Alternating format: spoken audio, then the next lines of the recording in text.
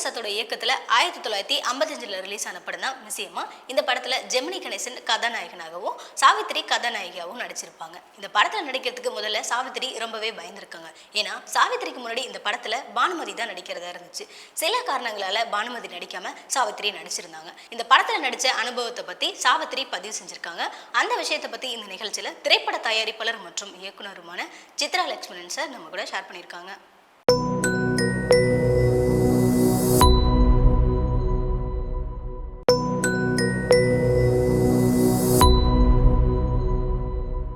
இரண்டு தெலுங்கு படங்களிலே சிவாஜியுடன் இணைந்து பணியாற்றிய எல்வி பிரசாத் சிவாஜியை இயக்கிய முதல் நேரடி தமிழ் படமாக மனோகரா படம் அமைந்தது. ஜூபிட்டர் பிக்சர்ஸ் சோமசுந்தரம் இந்த மனோகரா படத்தை முதலிலே தயாரிக்க திட்டமிட்ட போது அதுல சிவாஜி கணேசன் இல்ல, எல்வி பிரசாத் இல்ல என்பதுதான் முக்கியமான விஷயம். அப்போதெல்லாம் ஒரே கதையை பல நாடக குழுக்கள் நாடகங்களாக நடத்துவார்கள். அதே மாதிரிதான் இந்த மனோகரா நாடகம். ஒரு பக்கம் சிவாஜி மனோகரனாக நடித்துக் கொண்டிருக்க, இன்னொரு பக்கம் KR ராமசாமியும் மனோகரனாக நடிக்க அந்த நாடகம் நடைபெற்றுக் கொண்டிருந்தது. அந்த நாடகத்தை பார்த்த ஜூபிட்டர் பிக்சர்ஸ் சோமசுந்தரம் அந்த நாடகத்தை படமாக்குவது என்று முடிவு செய்து அந்த நாடகத்தை எழுதியவரான பம்மல் சம்பந்த முதலியாரிடம் அதை படமாக்குவதற்கான உரிமையை பெற்றார். படத்துக்கு வசனம் எழுதுறதுக்கு இளங்கோவனை, டைரக்ட் பண்றதுக்கு ASA சாமியும் ஒப்பந்தம் செய்தார். படத்துக்கு கதாநாயகனாக அவர் தேர்ந்தெடுத்த நடிகர் யார் தெரியுமா? KR ராமசாமி. ஆனால் என்ன காரணத்தாலோ அந்த படத்துடைய படப்பிடிப்பு தொடங்கப்படவே இல்லை.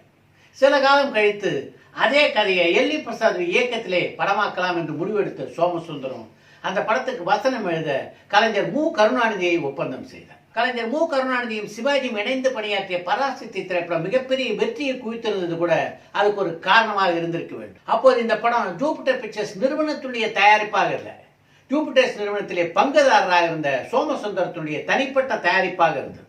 1953ஆம் ஆண்டிலே ஜூபிட்டர் பிக்சர்ஸ் நிறுவனம் கொஞ்சம் தள்ளாட தொடங்கவே இந்த மனோகரா படத்தை ஜூபிட்டர் பிக்சர்ஸ் நிறுவனத்துக்கு மாற்றினார் சோமசுந்தரம். மனோகரா திரைப்படம் எப்படிப்பட்ட வெற்றியை குவித்தது அப்படின்னு நான் சொல்லி நீங்க தெரிஞ்சுக்க வேண்டிய அவசியம் இல்லை. மனோகரா என்ற உணர்ச்சிகரமான காவியத்தை தொடர்ந்து மிஸ்யம்மா என்ற பெயர்ல நகைச்சுவை கலந்த ஒரு குடும்ப படத்தை இயக்கினார் எல்வி பிரசாத். தமிழ், தெலுங்கு, ஹிந்தி ஆகிய 3 மொழிகளிலும் தயாரான அந்த திரைப்படம் மிகப்பெரிய வெற்றியை குவித்தது. மிஸ்யம்மா படத்துக்கு முன்னாடியே 2 மொழிகளில் உருவான பல படங்களை எல்வி பிரசாத் இயக்கி இருக்கிறார். அப்படின்னாலும் இந்த மிஸ்யம்மாக்கு அதுக்கு என்ன வித்தியாசம்னா, அந்த படங்களில் எல்லாம் கதாநாயக நடிகர்கள் ஒரே ஆளா இருப்பாங்க. NT ராமாராவனா தமிழ், தெலுங்கு 2லயும் அவர் தான் கதாநாயகன். ஆனா மிஸ்யம்மா படம் அப்படி இல்லை. மிஸ்யம்மாவுடைய தமிழ் பதிப்பிலே ஜெமினி கணேசன் கதாநாயகனா நடிக்க, தெலுங்கு பதிப்பிலே கதாநாயகன் நடித்தவர் NT ராமாராவ். தமிழ், தெலுங்கு ஆகிய 2 மொழிகளிலும் கதாநாயகியாக பானுமதியை நடித்தார். என்னது, மிஸ்யம்மால பானுமதியா? சாவித்திரியில கதாநாயகி என்று நீங்கள் எல்லோரும் புருவத்தை உயர்த்துவதை என்னால் புரிந்து கொள்ள முடிகிறது. அந்த படத்துல பானுமதி போய் சாவித்திரி எப்படி வந்தார் என்பதை பின்னால சொல்றேன். தமிழ், தெலுங்கு ஆகிய 2 மொழிகள்ல மிஸ்யம்மா படத்தை தயாரித்த நாகரெட்டியார் எல்வி பிரசாத் பற்றி சொல்லும் போது அவர் தென்னகத்து சாந்தாராம் என்கிறார். வாய்ப்பு தேடி அலைந்து கொண்டிருந்த ஆரம்ப நாட்கள்ல எப்பவும் சைக்கிள்ல தான் எல்வி பிரசாத் சுத்திக்கிட்டு இருப்பார். என்னுடைய ஸ்டூடியோக்கு வரும்போதெல்லாம் ஸ்டூடியோ வாசலிலேயே தன்னுடைய செருப்பை கட்டிட்டு தான் உள்ள நுழைவார். அப்படி அவர் வருவதை பார்த்து நான் ஒரு நாள் அவர்கிட்ட, ஏன் செருப்பை கட்டிட்டு வரீங்க, உள்ள செருப்பு போட்டே வரலாமே என்று கேட்டேன். சார், இந்த ஸ்டூடியோவை நான் கோவிலா பார்க்கிறேன், கோயிலுக்குள்ள செருப்பு போட்டு வர்றது பாவம் இல்லையா என்று என்னிடம் கேட்டார்.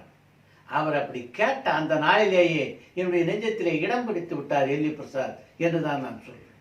அவரை பொறுத்தவரைக்கும் அவருடைய சிந்தனை, மூச்சு எல்லாம் சினிமா தான். முழுக்க முழுக்க சினிமாவுக்காக தன்னை அர்ப்பணித்துக் கொண்ட ஒரு கலைஞர் தான் எல்வி பிரசாத். அதனால்தான் பம்பாயில ட்ரீம்லேண்ட் அப்படின்ற ஒரு தியேட்டர்ல ரசிகர்கள் படத்தை பார்க்க வரும்போது அவர் உள்ளே வருவதற்காக கதவை திறந்து விடுகின்ற வேலையை செய்து கொண்டிருந்த எல்வி பிரசாத் பல ஸ்டூடியோக்களுக்கு அதிபராக்கியது மட்டும் இல்லாம திரைப்பட கலைஞர்களுக்கு இந்தியாவிலே வழங்கப்படுகின்ற மிக உயரிய விருதான தாதா சாஹேப் பால்கே விருதையும் அவருக்கு வழங்கி சினிமா கௌரவித்தது. எங்களுடைய விஜயா வாகன நிறுவனத்துடைய வளர்ச்சியில எல்வி பிரசாதுடைய பங்கு மகத்தானது.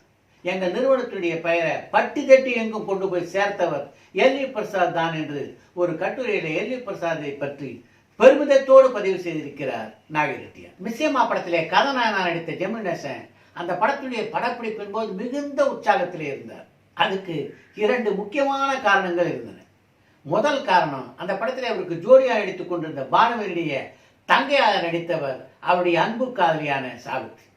இன்னொரு காரணம், அந்த படத்தினுடைய கதாநாயகியான பானுமதி. சினிமாவில் நடிக்க வந்த காலத்திலிருந்து எப்படியாவது ஒரு படத்துல பானுமதியோடு நடித்து விட வேண்டும் என்பது ஜெமினிதாஸுடைய கனவாக இருந்தது. அந்த கனவு இந்த மிஸ்ஸேமா படத்துல தான் நிறைவேறியது.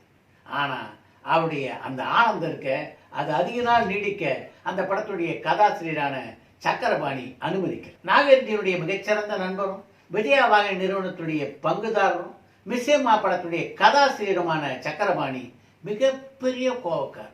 சின்ன விஷயத்துக்கெல்லாம் அவருக்கு அசாத்தியமான கோபம். மிஸ்ஸேமா படத்துடைய படப்பிடிப்பு நடைபெற்றுக் கொண்டிருந்த போது அந்த படத்துடைய கதாநாயகியான பானுமதிக்கும் கதாசிரியரான சக்கரபாணிக்கும் ஒரு காட்சி அமைப்பு சம்பந்தமாக சிறு விவாதம் ஏற்பட்டது.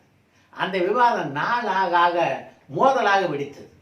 இதுக்கு மேலே பானுமதி வைத்துக்கொண்டு இந்த படத்தை தொடர முடியாது என்று முடிவெடுத்த சக்கரபாணி பானுமதிக்கு என்ன சம்பளம் பேசியிருந்தாரோ அதை கொடுத்து விட்டு அந்த படத்திலிருந்து அவரை நீக்கி விட்டார். அதைத் தொடர்ந்து அந்த படத்துக்கு கதாநாயகா ஒப்பந்தமானவர் தான் பானுமதியுடைய தங்கையின் பாத்திரத்தில் நடித்துக் கொண்டிருந்த சாவித்திரி. அதற்கு பின்னாலே சாவித்திரியுடைய பரிந்துரையின் பேரிலே ஜமுனா சாவித்திரியுடைய தங்கையாக நடிக்க அந்த படத்திலே ஒப்பந்தம் செய்யப்பட்டார். மிஸ்ஸேமா படத்துக்கு முன்னாடி சாவித்திரி நடித்திருந்த படம் தேவதாஸ்.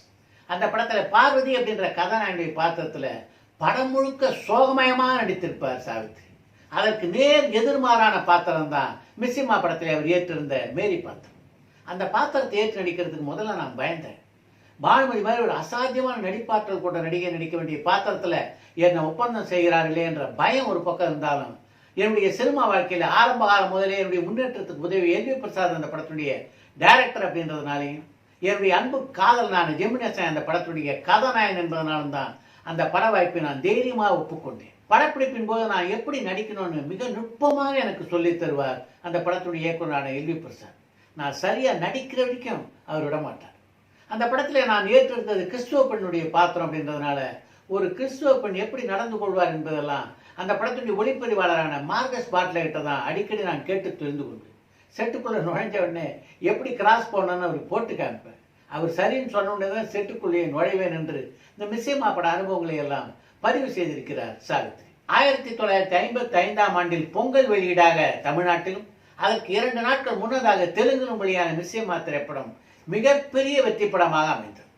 அந்த படம் வெற்றி படமாக அமைந்ததை தொடர்ந்து அந்த படத்தை ஹிந்தியில் எடுக்கலாம் அப்படின்னு முடிவு செய்தார் ஏவி மையப்ப செட்டியார்.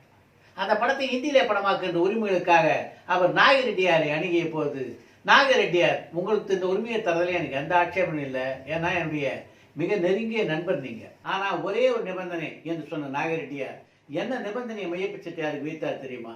இந்த படத்தை ஹிந்தியிலும் எல்வி பிரசாத்தை இயக்க வேண்டும் என்பதுதான் அவர் விதித்த நிபந்தனை. அந்த நிபந்தனை மிகுந்த சந்தோஷத்துடன் ஒப்புக்கொண்டார் ஏவி மையப்ப செட்டியார். மிஸ் மேரி என்ற பெயரில் ஹிந்தியிலே உருவான அந்த படம் தான் எல்வி பிரசாத் ஹிந்தியிலே இயக்கிய முதல் திரைப்படமாக அமைந்தது. அந்த படம் தான் ஜெமினிதாசன் கதாநாயகனாக நடித்த முதல் ஹிந்தி படமும் கூட.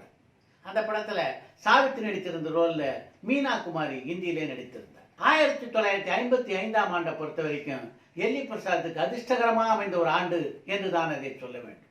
அந்த ஆண்டிலே தான் அவர் தமிழ் தெலுங்கு ஆகிய 2 மொழிகளில் இயக்கிய மிஸ்ஸேமா திரைப்படம் மிகப்பெரிய வெற்றி படமாக அமைந்தது. அதே ஆண்டிலே ரங்கநாததாஸ் என்பவர்கிட்ட ஒரு நிலத்தை வாங்கி சொந்தமாக ஒரு ஸ்டூடியோவை கட்ட தொடங்கினார் எல்வி பிரசாத்.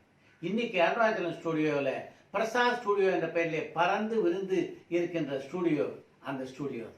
அதே ஆண்டிலே லட்சுமி புரொடக்ஷன்ஸ் என்ற பெயரிலே ஒரு பட நிறுவனத்தையும் தொடங்கினார் எல்வி பிரசாத். அந்த பட நிறுவனத்தின் சார்பிலே தன்னுடைய உதவியாளராக இருந்த டி யோகானந்தனுடைய டைரக்ஷன்ல இளவேல்பு என்ற தெலுங்கு படத்தை தயாரித்தார். ஸ்ரீதர் கதைவசனம் எழுத சிவாஜி கதாநாயகனாக நடித்த எதிர்பாராத திரைப்படம் தான் தெலுங்குல இளவேல்பு என்ற பெயரிலே உருவானது. சிவாஜி கணேசன் ஏற்றிருந்த பாத்திரத்திலே நாகேஸ்வரராவ் நடிக்க, அந்த படத்திலே பத்மினி ஏற்றிருந்த பாத்திரத்திலே அஞ்சலி தேவி நடித்தார். தமிழ் படத்தை போலவே தெலுங்கு படம் மிகப்பெரிய வெற்றி படமாக அமைந்தது. தன்னுடைய 2வது படத்திலிருந்து எல்வி பிரசாதோடு இணைந்து பணியாற்றுகின்ற வாய்ப்பை பெற்ற சிவாஜி கணேசன் அவரோடு பணியாற்றிய போது எனக்கு கிடைச்ச அனுபவங்கள் ரொம்ப வித்தியாசமானவை என்று குறிப்பிட்டிருக்கிறார். எந்த ஒரு காட்சியை படமாக்குறதுக்கு முன்னாடியும் எல்வி பிரசாத் டீட்டெயிலாக அந்த காட்சியிலே நாம் எப்படி நடிக்க வேண்டும் என்று நடித்து காட்டுவார். அவர் அப்படி நடிச்சு காட்டுறதை பார்க்கின்ற எவராக இருந்தாலும் அவருக்கு ரசிகர்களாகிடுவார்கள் என்று ஒரு கட்டுரையிலே குறிப்பிட்டிருக்கிறார் சிவாஜி. சிவாஜி எல்வி பிரசாத் இணைந்து பணியாற்றிய 4வது படமான மங்கையர் திலகம் படத்தினுடைய கதை வித்தியாசமான ஒரு கதை. அந்த படத்திலே பத்மினி எஸ் வி சுப்பையாவுக்கு ஜோடியாக நடித்திருந்தார்.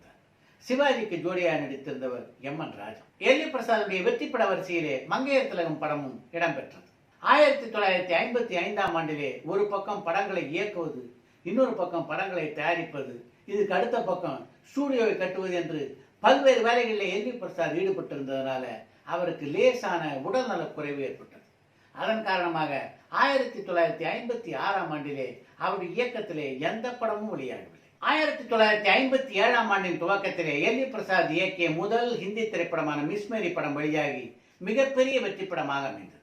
அந்த வெற்றியை தொடர்ந்து இந்தியாவுடைய பிக்கெஸ்ட் ஷோமேன் என்று எல்லோராலும் அழைக்கப்படுகின்ற ராஜ் கபூர் கதாநாயகன் நடிக்க சாரதா என்ற பெயரிலே ஒரு படத்தை துவங்க திட்டமிட்டார் எல்வி பிரசாத். அந்த பட அனுபவங்களை பற்றியும் சிவாஜியோடு இணைந்து எல்வி பிரசாத் பணியாற்றிய 5வது திரைப்படமான பாக்யவதி என்ற படத்தினுடைய அனுபவங்களை பற்றியும் இந்த நிகழ்ச்சியுடைய அடுத்த பகுதியிலே உங்களோடு பகிர்ந்து கொள்கிறேன்.